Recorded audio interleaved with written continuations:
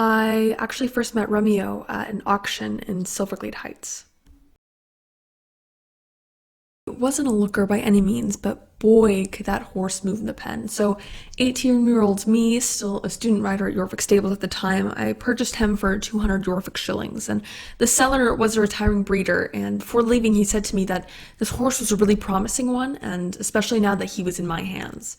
That definitely gave me some hope that this could be a future project for me. And so I took him home, or to the student livery at the time, considering I was still pretty early on in my riding career and university at that. And his personality just shined through immediately. He was bold and energetic. He's always ready for morning breakfast and seemed to have just endless amounts of playful bucks in him. And yet he had this mysterious, pensive side to his personality as well.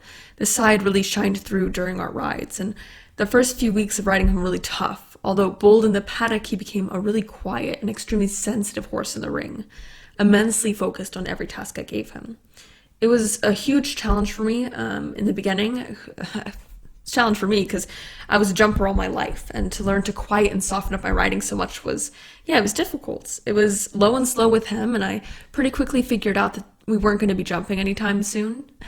So I eventually, though, these traits he had, they came to our advantage. We started small at local competitions, which I decided to just do dressage tests, easy A-level stuff. Then we started traveling out farther to shows, and eventually I started going to more than just schooling shows, and within a few years we were taking gold in every local dressage competition. The judges were just taken aback by his knack for rhythm, his natural flowing cadence. He just made the entire test seem so easy.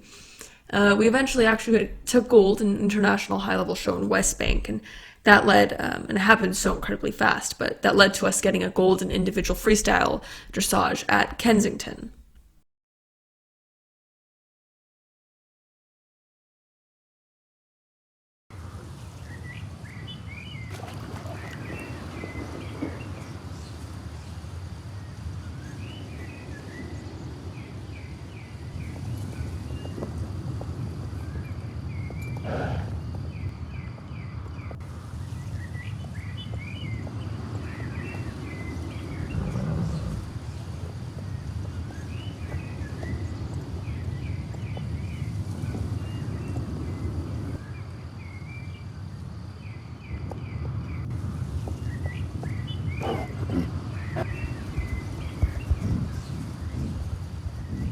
So that was about 5 to 6 years ago, and he's nearing retirement now, or maybe 6 months away from it. And he's about what, 13, young, but you could definitely see that his prime is well over now, and he continues to wow everyone nonetheless at the barn, anyways. So yeah, I'd say he's maturity in a horse. He never picks fights in the paddock nowadays. He's always careful of his steps. He's really the epitome of a bred and raised dressage horse, and he loves hacks. He loves peppermints, just any way that you can show him appreciation for him that's not too overwhelming.